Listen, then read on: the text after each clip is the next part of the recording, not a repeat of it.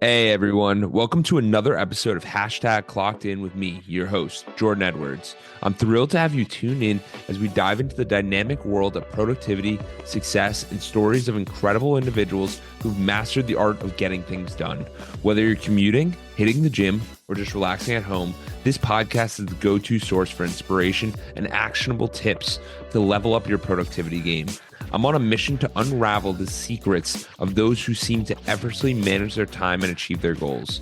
So if you're ready to clock in and unlock your full potential, you're in the right place. We've got a lineup of amazing guests, industry experts, and thought leaders who will share their insights and strategies to help us crush your to-do list and make the most out of every moment. Get ready to get inspired, motivated, and equipped with the tools you need to supercharge your productivity. This is Clockedin with Jordan Edwards. Let's dive in. Good afternoon, good morning, good day, wherever you are in the world. Welcome again to another episode of Rise from the Ashes. Today, I have the fabulous guest called Jordan Edwards. I've known him for a while. He's an awesome human being, does a lot. I'm going to let him explain it. But before I do that, I'm going to go to this.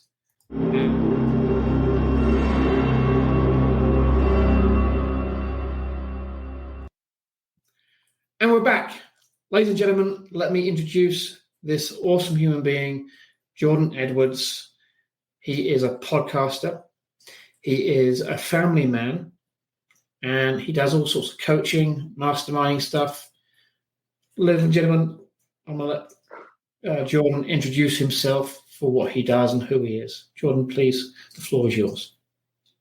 Absolutely. Baz, thank you for having me, first off. Thank you. We're excited to be on the podcast. And yeah, I'm Jordan Edwards.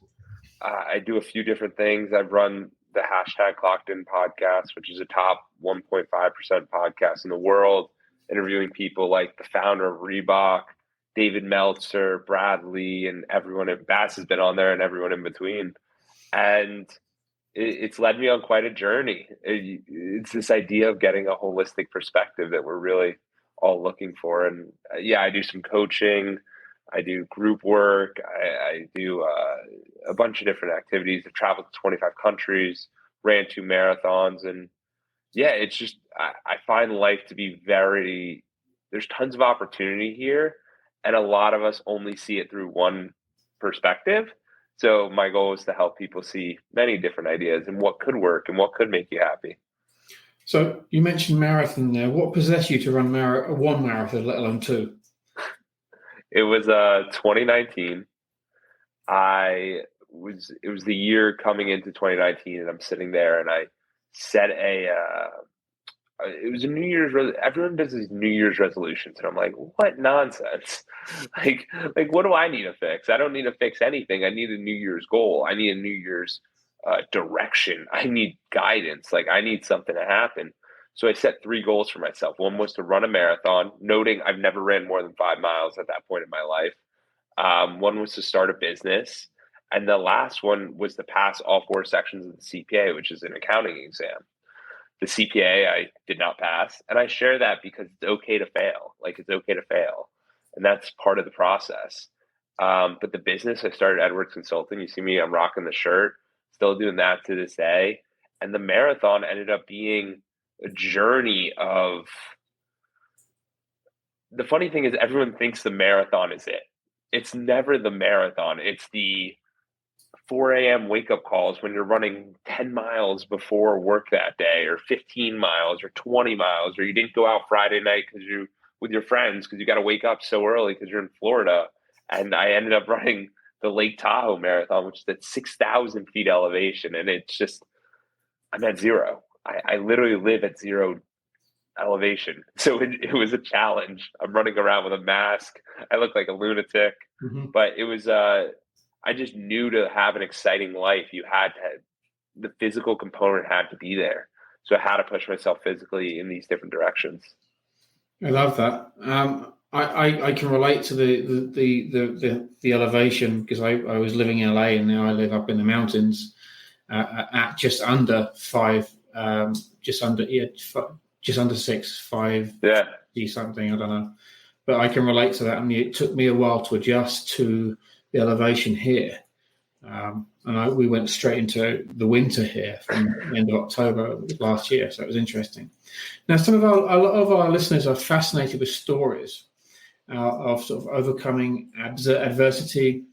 Can you share a time where you actually faced adversity or a challenge that you deemed then as to be a challenge, but overcome to a success, or what you deem as to that stage of success in your life? Yeah, absolutely. So I'll bring it to the second marathon. It was because you asked why was there two marathons, and it's like the second marathon. So Lake Tahoe was 1,000 people, which is not a big marathon. It was everyone's running it spaced out. So I had a buddy who reached out to me, and he was running the New York City Marathon, and I have these pillars with Edwards Consulting, and there's 5 pillars. It's mental health, physical health, community service, philanthropy, spirituality, and relationships.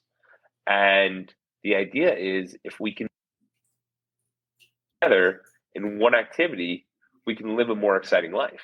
So when my buddy reached out to me, it was for the New York City Marathon.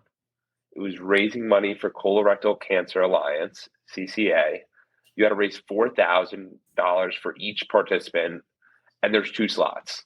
So I go, all right, let's see how we can make this happen. So it was me. I've never raised money, by the way, before that. And this was like 3 or 4 months before the race. We're not fully trained. So it's me, and then my brother hops into this, and he's never ran before in his life. Like, he never ran a marathon at all. He never ran more than 6 miles.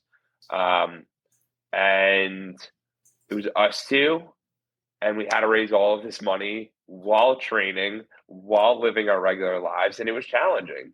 There were points where I didn't want to. First of all, who wants to run 20 miles and then get on a call with someone being like, hey, can you please donate a little bit? Like, I'm trying to raise money for this. So I had to get creative. I had to figure out ways to make this happen. So I knew I had the podcast as a platform.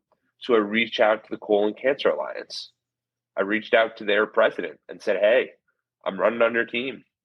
Can I interview you? Because I don't even know what colon cancer is at this point.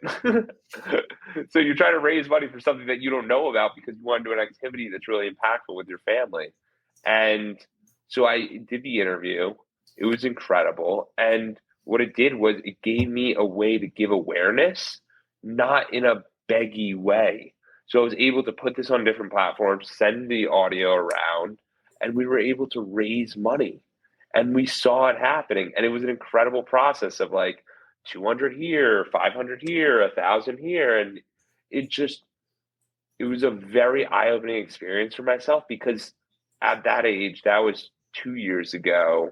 So I was 25, and philanthropy is not a big thing. Like, it is really centralized around like, hey, you have money, or you want to donate at the shelter. And it's such a challenge. I see you lighting up, as, because you know it's true. Mm-hmm. Philanthropy is missed. And I was like, if I want to live an exceptional life, I have to get as many of these pillars going. And me donating $100, $200 to my organization, that will help. But this is really proving to myself that, hey, we can make this happen. And it was cool because it was me and my brother. It was $4,000 a person, but we just said, hey, screw it. We're pushing it together. We're making it 8,000. So you start raising more money. You start getting more incentivized. More people are on the mission. More people are excited about it. And it was just an incredible journey of running one of the most iconic races in the world, because the New York City, it was the 50th year. The New York City Marathon is not open at all unless you are raising money or you are incredibly quick, which I am not incredibly quick. So not yet. Not yet. Takes time. But yes, it was just an incredible journey. But it was the things that people don't realize are the 4 a.m. wake ups. They don't realize the adversity that we have to go through when I'm telling everyone, hey, I actually got to get up at 4 a.m. because I have an 8 a.m. meeting and I got to have my 3-hour run beforehand. Like, you sound like a lunatic, but that's what it takes. That's what it takes to get to the next level sometimes. Sometimes you got to jump. Sometimes you got to push yourself into the deep end. And I know, Bad, you've done that. You do that regularly. A little bit. Yeah, and I like what you're saying. It's the things that people don't see that make the difference. Someone once told me every major success in the world is 15 years on average in the making. So all these people who you see on TV, the philanthropists, the public figures, they didn't get there because they're lazy. They got there because they faced the adversity and they started to build, like you did, Jordan, community around what you wanted to achieve, which is key into any success. You can't do it on your own. Which brings me to my next question. Successful individuals, they often have daily routines and daily habits. Now, you mentioned getting up at 4 a.m. for that marathon. What did you do then at 4 a.m. is your routine? I know you've got to go on a 3-hour run. Sometimes it's completely insane, and I get it. But what do you do now as a routine? What advice can you give that person who is going or want to do a marathon or want to level up and be the expert? Notice I said the expert in their field, not an expert. There's a difference. But there's a routine around it. What's yours? Or if you Yeah, that's a great question. For me, it's the best time I had a routine was when I was doing 75 hard. That was back in 2020. Because have you heard of 75 hard? Mm-hmm. So it's the 2 workouts a day. It's the reading. It's the drinking a gallon of water, no alcohol, clean eating. And what I optimally try to do, and I want to know this is optimally, it's not every day. It's you set the alarm 5:30, you get up, you work out. For me, it's always working out, reading, going on a walk, getting outside, getting that light exposure. And like I said, it's multiple activities. So how do I do that? I'm not getting up alone. It's me and my girlfriend getting up.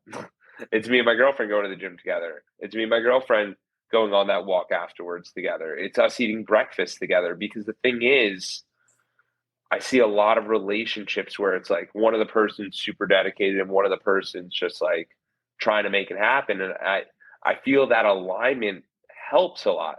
Like you might go to the gym and express a few words together, but it's like, hey, we won the battle together. Yeah.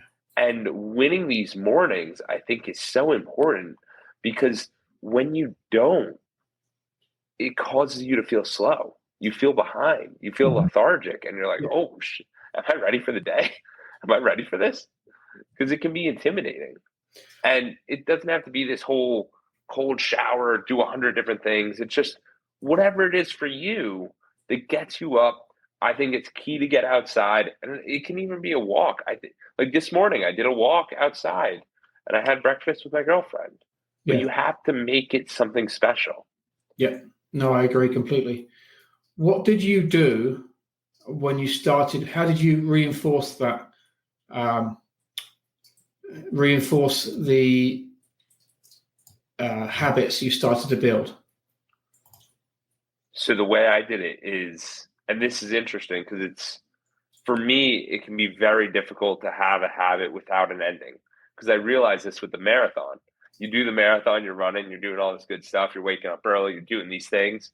Marathon ends, you're like, oh, sick, let's chill. And you're like, habit gone. 75 hard, same thing, habit gone. So now for this year, 2023, I set the habit of working out 300 times this year. You might go, 300 times, that's a lot. How does that even work? Because I realized that if you set goals over a longer duration of time, like Tony says, we overestimate what we can do in a year and we underestimate what we can do in a decade. So if we set ourselves up with, hey, I'm going to do 300 workouts this year. And if you see me on my Instagram, it is there every single time. I post my workout. I'm like, workout 225. That was this morning. Workout 225 of 2023. And I know I'm going to get past 300, but it was just a goal set for myself because I find in life we get very complacent very quickly. And it happens with all of us. It was July 4th weekend and we're meeting the day before. Many people are taking off. Many people aren't open to the challenge. Baz, how do you maintain a routine? You seem stingent. You seem on it. How do you do it? Discipline. I realized very early in my personal development career and then teaching this stuff, that 99% of what we do is discipline. 1% is that goal. So you can set the goal, but then you need a pathway to get there. Yeah. But on top of that, you need the discipline within yourself to go, I'm getting up like you do in the morning, Jordan, get up at 5:30, go on the walk, do the thing that inspires other people. But then what you're doing is also on top of that, you're leveraging your network, social media, etc., to inspire you to do more. Because I'm sure on your social media, on Instagram, I'm not on Instagram. I've come off everything other than LinkedIn because that's where my clientele are. But the feedback you get on LinkedIn is amazing. The feedback you get on Instagram is amazing because people will say, I like that. I find that inspiring. So you building the community around it, and also you're getting recognition from others to inspire other people. The goal isn't just the goal, it's having the discipline within yourself to get up, to do the diet, to do the thing that is uncomfortable in that growth zone. Someone actually taught me a while ago is if someone is losing weight, don't class it as a loss. Class it as you're gaining 3 pounds or 10 pounds of lightness. So you're reframing the language around it. And it works. The discipline is key. So that's what I found with my own routines and getting up in that. But also if you do it long enough, to your point, it takes 21 days to build a habit approximately. Yeah. It's 90 days to build a lifestyle. But above that, it takes discipline to continue with it, to motivate yourself to go and do it. Now, the inspiration and motivation are two different things. And I'm not going to go into the do's and don'ts of all that, but the inspiration you need, you already have. You don't need the motivation because the motivation's the goal. But to achieve it, you need a discipline to get to do it. I love that. Yeah, because it doesn't just happen. No. It takes a lot of intentionality and a lot of, and it's good because that brings this to another level. They commonly say we're the 5 people we hang around with. Who inspired you to do what you're doing today? Was there a particular person, a role model that you had, or was there a group of people? And would you mind sharing about that? Yeah, absolutely. So for me, it was interesting. That quote resonates so much for me because when I was doing one-on-one coaching, and I still do it to this day, but I was doing one-on-one, but it was very like ad hoc where I would meet with people, they would cancel, reschedule, just the challenges. And so what I ended up doing was actually Neil Gupta, who we both know, he was like, Jordan, check out my group coaching. Look at it. We're not going to charge. I just want you to see what it works like. So I did that, and that was in 2020. And the incredible thing was I started the group coaching like that next month. People fall off, people come in, whatever it is. But oh my God, I did that, and that changed everything. Because for me, we meet on Monday nights, and it's something that's very, very powerful for me as the leader of it, but it's also powerful for each of the people because we all get new perspectives and we all have these deep conversations, because I found myself struggling for that concept of the deep conversations. So it started off as that. Then it kind of led into the podcast as well. Why am I doing the podcast? Because the podcast allows me to have deep conversations too, in a very interesting way. Because if you think about it, you might have a friend, or you might meet, or you might have meetings and all this. There's always an objective. There's always a thing we want to get done. There's very few times where it's, hey, I really want to just help you. Like, we all just want to help each other. And there's masterminds, there's different areas for this to occur. However, it is something that can change our perspective 180 degrees. Like when I joined, it was Unblinded. When I joined Unblinded, it was crazy. You start seeing people that are doing levels and levels, and you're talking about platinum partner levels and levels, and you're like, wow. Yeah. So some of these guys and these girls are just crushing life. The powerhouse. And you sit there and you're like, first of all, how are they able to take off, I don't know, a month, a year to travel to all these events, then afford it all, then do it, and you just put it all in perspective. You're like, wow, that is incredible. Like, there's got to be something right about that formula. And they're always looking and they're always growing. So it's finding those people. And then it's another great quote that I had was, or I heard recently, is about mentorship. Most people want to formalize a mentor. They want to go, Baz, will you be my mentor? And it's like, no, like Baz might coach you, Baz might help you. Or if you have a challenging situation, you can go, Baz, what do you think? How would you handle that? And that could be over an email. That could be a voice memo. It can be whatever. And that can be an informal mentorship, because what I realized was through the podcast, it allowed me to get to higher level people. And what I would do with that is never be like, Baz, I need an hour and a half of your time just to discuss. And like, knowing Baz, he's a good guy. So he'll be like, Jordan, what are we discussing? What's going to happen? How are we going to do this? It's more of it's got to be a win-win situation for everyone. And through that, it allows for more prosperity, and it allows people to look at you in a different way because you have a value add instead of just a take environment. I like what you just said then. It's about having the exchange, which is equal. Podcasts are an amazing way. I know you have an extremely successful podcast. I've been on it, as we mentioned earlier, and you've interviewed some, incredible people around the world who are, uber successful. I want to credit, Sean Callaghy and the Unblinded crew for doing what they do and what they teach in their dimensions of coaching and event management. But without them, you wouldn't be here, and I certainly wouldn't be at the level I am of integral-based influence. And it's interesting that you have these perspectives. Who is the one particular person that you kind of look up to as a not so much as a mentor, but as someone you would aspire to be? Yeah, so it was interesting because Sean Callaghy, he brought up an incredible perspective on this. And it was that mentors can be your mentors in different areas. Yeah.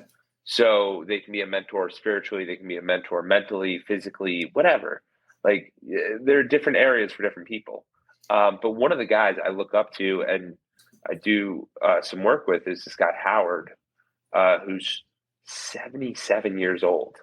So when COVID was happening, he was, we met in February 2020, and in March, I just followed up, and then literally COVID happened like that. And I just said, hey, like, can we reconnect? And for probably 2.5 years, every morning, not every morning, but every Sunday morning, we would hop on the phone. And again, with that value exchange, what he would say was he would just start telling me about his life. And I'm like, holy shit, this is incredible. So I just start taking notes. And what do you know? A month later, 2 months later, I send it over to him, and I'm like, Howard, like, this is all the notes I took. And he goes, boy, we're going to write a book. He goes, we're going to write a book together. He goes, you are exchanging the knowledge. I need to share the information. It's 100+ pages now. We're in different businesses together.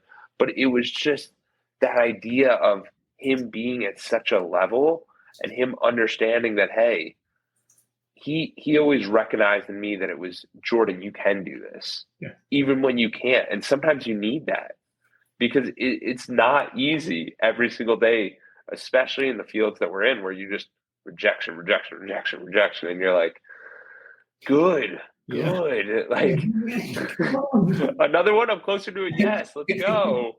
It's interesting, where the rejection happens. Somebody once told me, and I've just had this discussion actually on a mastermind prior to this conversation, that they had a client, and I can't say for ownership person who this person is, but they had a client that was so angry because he lost $1 million, and they didn't know how to bring them out of that anger. Yeah. And I just suggested it's not about the money. You drop them into their heart. And because they're angry with themselves because they didn't see something they should have seen. Yeah. And the guy just went, oh, crap, I've just had an epiphany. And he hung up off the mastermind to call the guy to sort the issue out. That's But incredible. it's the group coaching, like you said, and the ones on the recurring questions from other people that deliver the value. And that's huge in in-person development in any business. Anybody, some of these plats who are uber successful and they have multiple businesses and they're business owners, not business operators, and all the rest of it, and they travel around the world operating at these high levels. How the hell do they do it? Because there's a formula. But to discover that formula, you've got to ask the right questions and be in the right rooms. And this is what you did, Jordan, is be in the right rooms and learn about other people. What was the two main takeaways in the last 5 years, 4 years since you started the marathon? What's the other two? What's the two main takeaways that you've got through all of the experiences you've had? Yeah, one of the biggest ones is realizing that everyone's got to put in their reps. Mm-hmm. It doesn't matter if you are handed everything, you're still going to learn all the rules one way or the other. Because the thing is, I realized pretty quickly with the podcast, for example, because I started that, I did the first recording in February of 2020 as well. It was a pretty transformable time. I didn't post anything until June of 2020. So that was like 5 months later. Then I didn't really get into a routine until I was like, okay, wait, I want to do this. I want to take over this. Because the thing is that those 5 months, like I just threw them away. Not in a good or bad way, but like if I just did what I know now, if I took the podcast, clipped it up, put it on TikTok when TikTok was super hot, like if I did all this stuff, who knows where you would be? Mm-hmm. And it's just the challenge of getting started. Like there are so many of us that say, oh, I want to do this. I want to do this. I want to do this. I'm not going to do this, blah, blah, blah, blah. And then it's that moment of, wow, I actually did it. And realizing also that maybe you're facing rejection or you're not there yet, or you're not at the point you want to be yet. It's because, shoot, you haven't faced enough rejection. You haven't done enough reps. You can't be upset at yourself. You only did one sales call every 2 weeks. You posted one podcast in 6 months. How could you have enough reps? There are people posting every single day. And what that has been one of the biggest realizations and the biggest kind of helpings for me is that realizing, wow, it's hard. Mm-hmm. It's not easy. And if it was easy, everyone would do it. And they always say that stuff, but they don't realize that, hey, it takes a lot of reps. It takes a lot of time. And then the other big takeaway is just realizing that we all have different goals and we're different people and we have different perspectives. And that doesn't make someone right or wrong. It just gives them a different viewpoint. And once we can see other people's viewpoints, we can understand situations a lot better. Like, for example, for the audience that understand this better, is I've been in the host role so many times that I realize what Baz is thinking, that I want to leave enough wording for Baz to go, okay, that's a good one to grab onto. That could help. Or I'll just go, Baz, what are your two big takeaways in the last 4 years? You know what I mean? Because it helps keep the flow of conversation. So for you, Baz, what are some of your big takeaways? Wow, that's a loaded question because I've been through a lot in the last couple of 18 months or so. One is the main one for me was never give up. When you reach a certain level, I want to share a story because I love stories, and as you know, absolutely, I had the privilege in 2019 of getting married to an awesome woman. You've met her. Her name's Nicola, and a person that you may or may not know turned up at my wedding. His name is Gerard Butler, and he was completely unplanned. It wasn't, he was doing something else there. 10 minutes before I got married, he said this to me: enjoy the journey. Enjoy every day of the journey, because when you reach the top of the mountain, it is so easy for someone to come and knock you off. And I remember that, and I didn't really know what it meant until I reached a level of success within what I was doing, and then someone tried to come and knock me off. In that journey, I learnt leadership, patience, and resilience, and the ability that if you've got a message and you've got a passion to drive that message and come out from it, you learn all these experiences. But throughout the last year or year and a half, I had Gerard Butler in my head saying, you got knocked off and now it's time to rise again, which is what prompted me to start the podcast or reignite the podcast. I already had this idea. And then I remembered you being on a podcast with you, and I had looked you up and I was like, he's doing not bad. I like this. And it was about the level of impact you were giving in your podcast. So I actually modeled you, Jordan, and went, okay, I'm doing this. But it was coming back from that adversity, coming back from that hardship and being in the positions that I was in, and then that journey, but where I'm coming out from, I've learned so much. I've connected again with so many other people, and now it's time to level up. And in that journey, to your point, you build up the resilience, you build up the habits that work, and equally you find out what is not working and you get rid of it. If a McDonald's on a marathon is not going to work, you're not going to stop halfway around and switch from a Big Mac and fries. You could, but you're not going to feel very well in half an hour's time. Yeah. But it's knowing what's working, what isn't working, and then actually applying it. Most people know it, but they don't want to apply it because it becomes uncomfortable. And you only know that from the experience of actually doing it. Yeah. So they talk about, oh, you read it in a book, so you know it. That's not always true.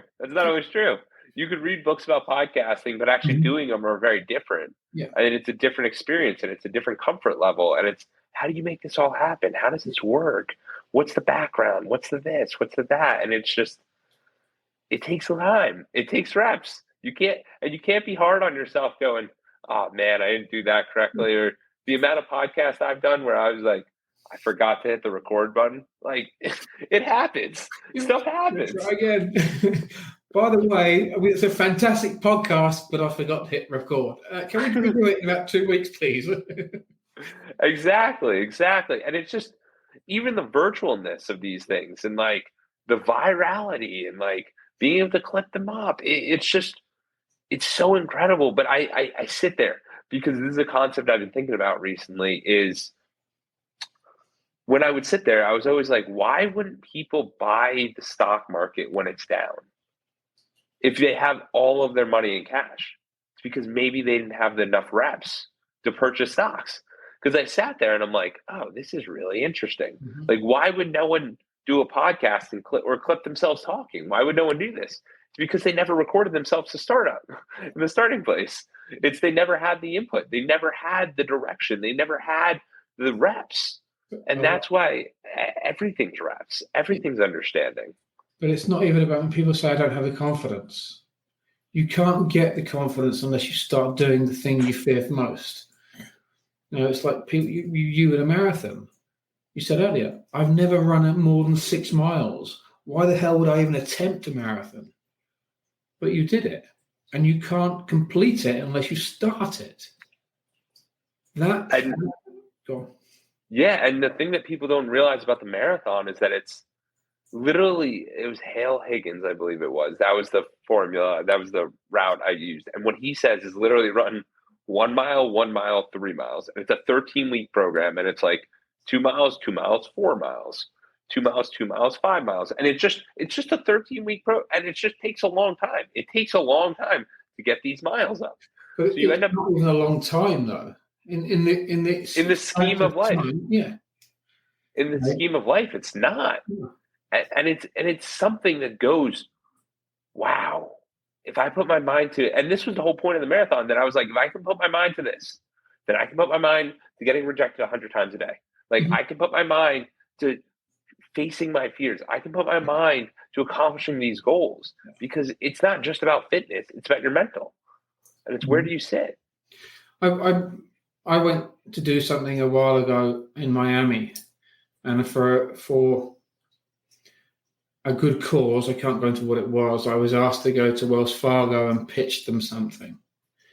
Now, Wells Fargo in Miami, if you've ever been to Miami, there's a big tall building, and to get to the director's office, it's on the penthouse. It's very hard to get to. It took me 4 hours to get to the seat outside the director's office because I was a persistent person and I had a value offer to give to the director. And I actually got to the director level.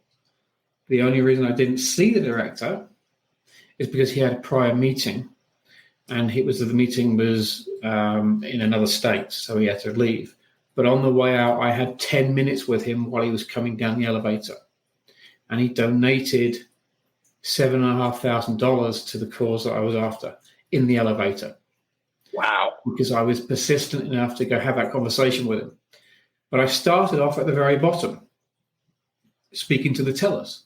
Then I went to the teller management. Then I went to the next level, and it took me 4 hours and telling them the same thing.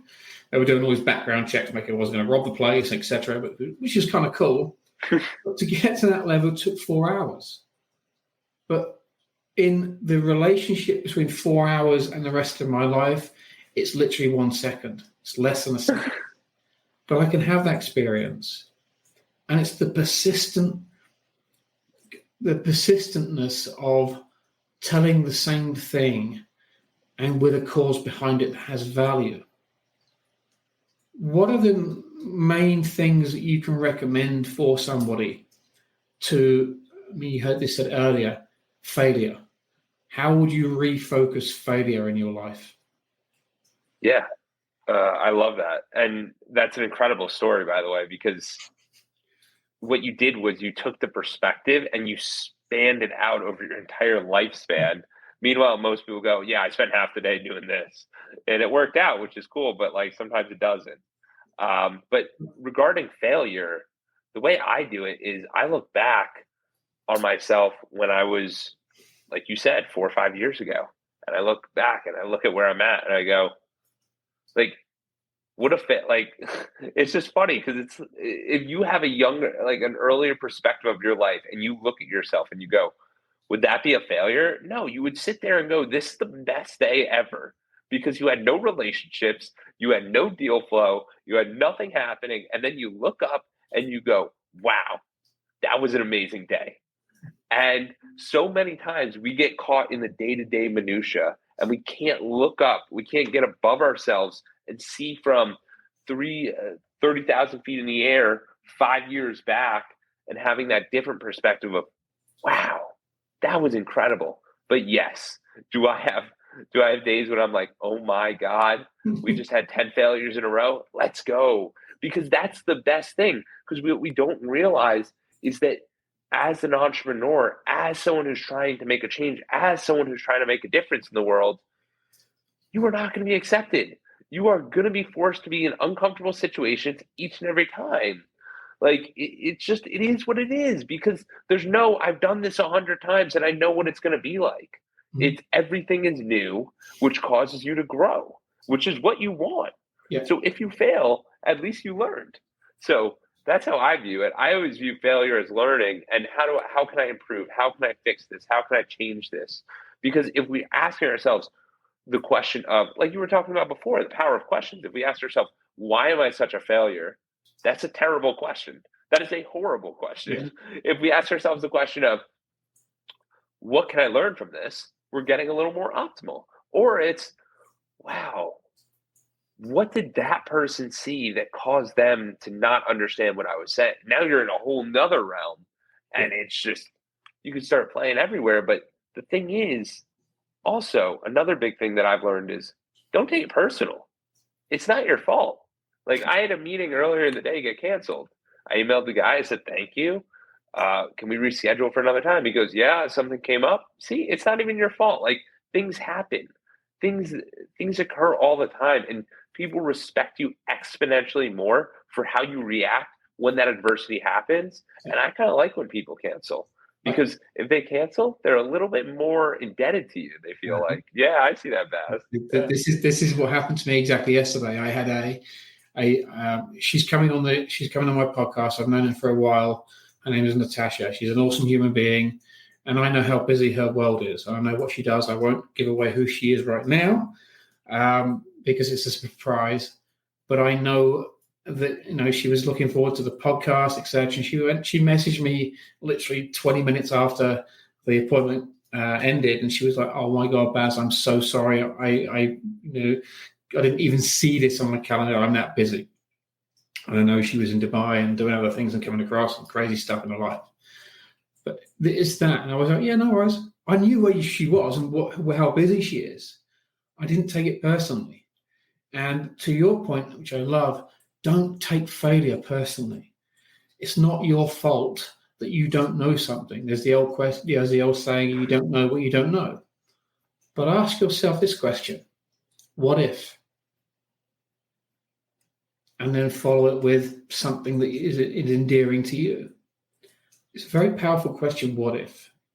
Because what if opens up so many other questions to that first thought you had. And you can add to it, you can expand on it. Failure is not something that is a rejection. It's a way to level up your life. People, I think, sometimes get it. And I know you've grasped the other side of failure, or the perception of it, as a success, which I love. I know you've applied it to each part of your life. Where do you find yourself going in the next 5 to 10 years? Where do you want to be, ideally?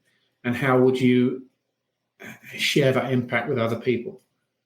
Yeah, of course. So for me, ideally, what I'd like to be doing is continuing on with the podcast, interviewing people around the world, getting to do more work of highlighting nature, more of meeting the individual, but also highlighting them in the regard of like, hey, Baz is working on this. Baz is like an incredible guy. This is business. And it's just more of that real world nature. The other thing that I'm looking at doing is ideally, like next year, I'm looking at living in different areas. So I did this back in 2020 where I was in Denver for a month, Salt Lake City for a month, Nashville for a month, and just traveling around. And it was an incredible experience, mostly for me and my partner, but it also allowed me to do all of the things that I'm doing now. Mm-hmm. So I'd like to do that and take it to Europe and travel and really have a much bigger impact speaking wise, continue to grow the groups so that it's not just people who are able to do it, but it's people that are wanting to do it and need to do this.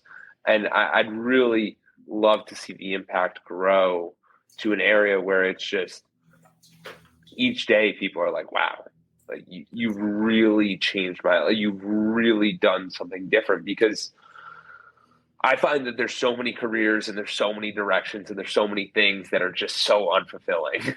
They're so unfulfilling. And if I can find something that slightly fulfills me and can really help me grow, like for me right now, the things that make me light up are podcasts, which I love the deep conversation, love the presence, love that we're having this conversation together.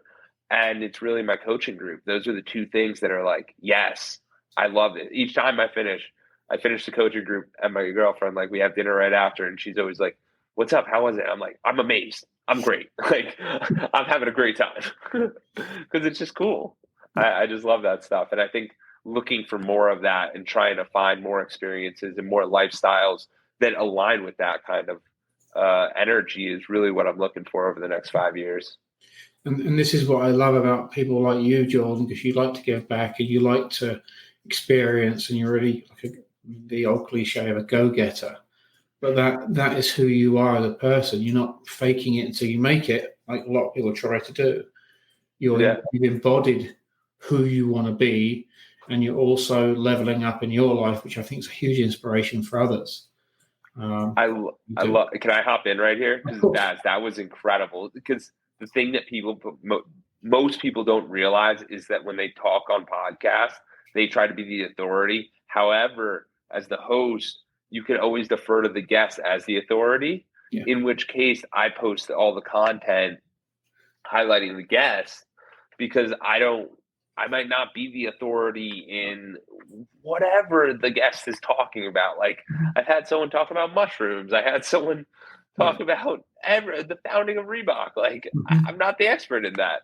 I'm just the expert in speaking with them and learning from them. But that's it, and you've defined what it is that you are and do. But to what you just said, it's not about me. I've not done this podcast because of me. As I said earlier, you inspired me to do it because it gave value to other people. This is what this is all about.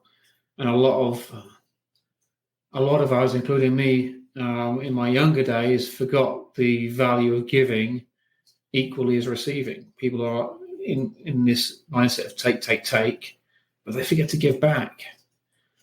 And it's important we remember to do that. And I love what we just said about the podcast. I'm not the authority. You are.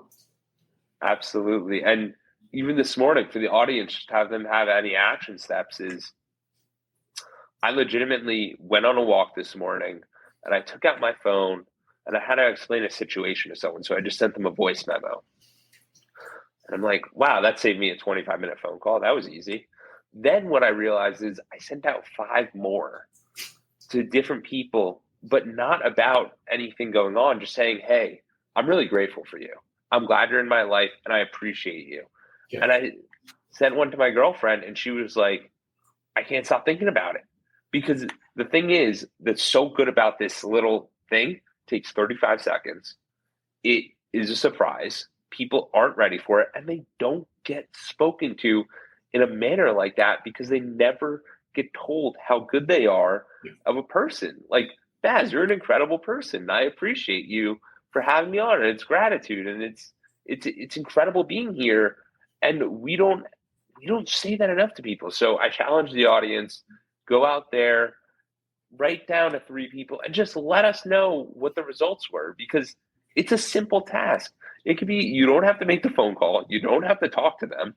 You just send them a voice memo. And it's the most effective and efficient way to get people to feel good in this world. And a lot of them came back with, Jordan, you're the man. I really appreciate this. You changed my life each day.